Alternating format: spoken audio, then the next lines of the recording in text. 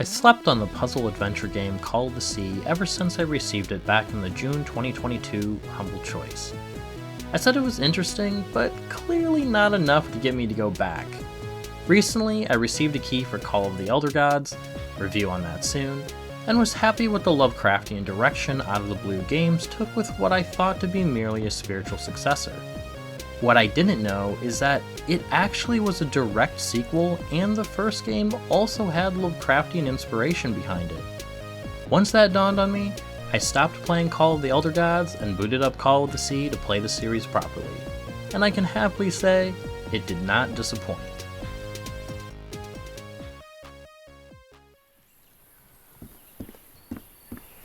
In Call of the Sea, you take the role of Nora Everhart, who's in search of her husband and his missing expedition.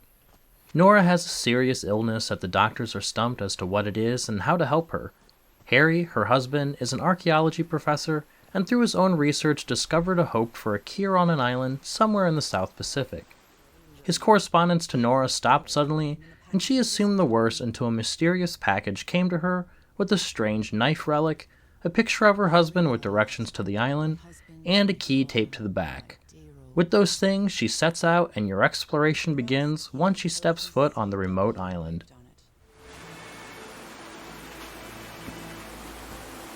As you solve puzzles and explore the gorgeous tropical paradise, Nora comes across remnants of the expedition left behind along with ruins of a forgotten ancient civilization.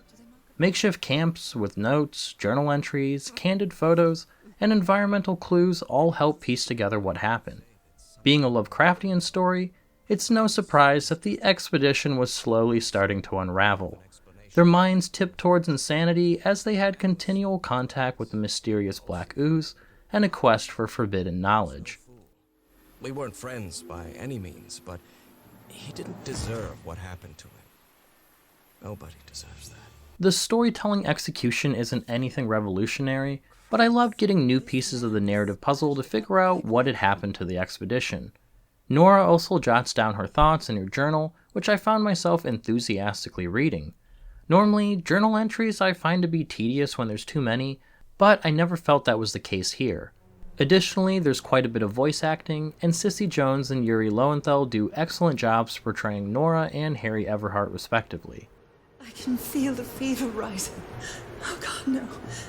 My illness. Is it coming back? Was this an ocean? An ocean that dried up? And despite the Lovecraftian leanings, no, this is not a horror game. There are definitely unsettling things that Nora learns about the expedition, and also about her own condition. But it's never outright scary. There was one chapter in particular that I thought was going to escalate and use a jump scare or something, but that never happened.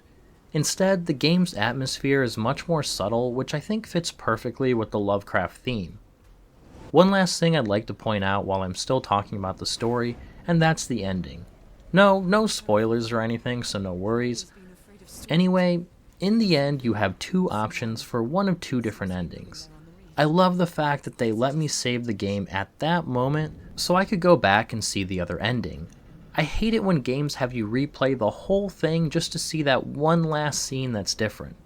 So kudos to Out of the Blue Games for not wasting the player's time. No power.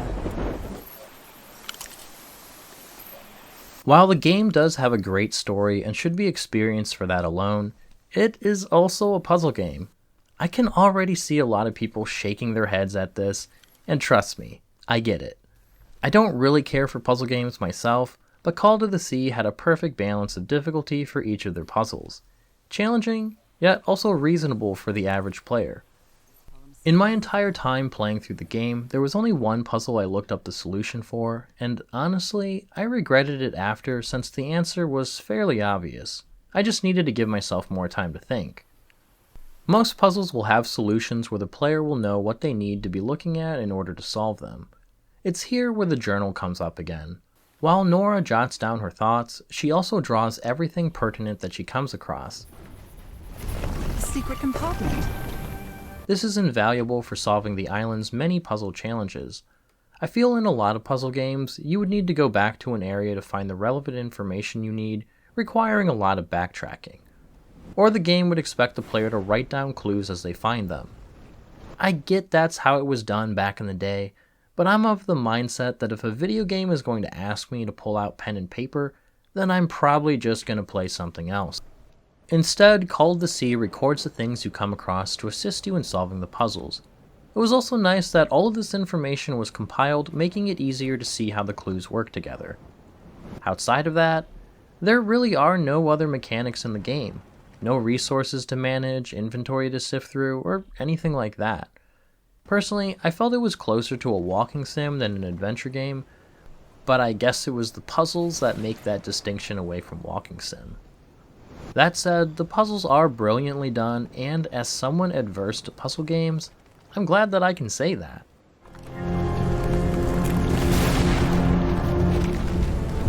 Holy Mike, what kind of magic is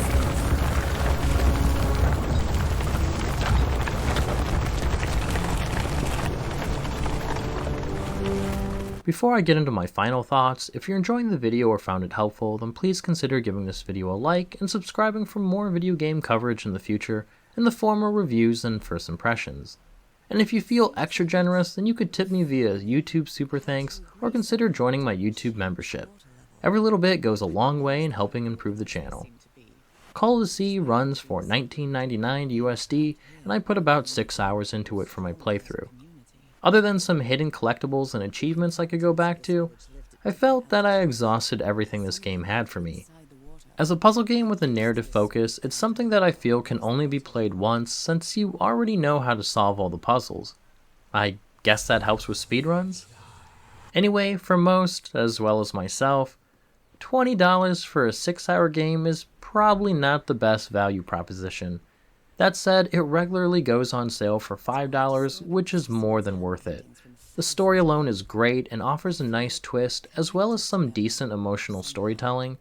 The puzzles are reasonably challenging without feeling like you're too stupid to figure them out. Or maybe that's just me.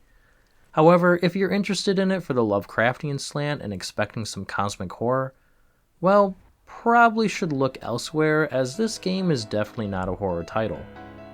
Despite this, I'm looking forward to jumping back into Call of the Elder Gods, which we'll have a review for that shortly. If you played the game, let me know your thoughts in the comments below. If you haven't, then let me know if it sounds like something you'd be interested in, or if you have any other questions. I hope this video helped you in some small way, and if it did, then please consider leaving a like, comment, subscribe, or whatever it is you feel like doing. Thanks for watching, and have a nice day.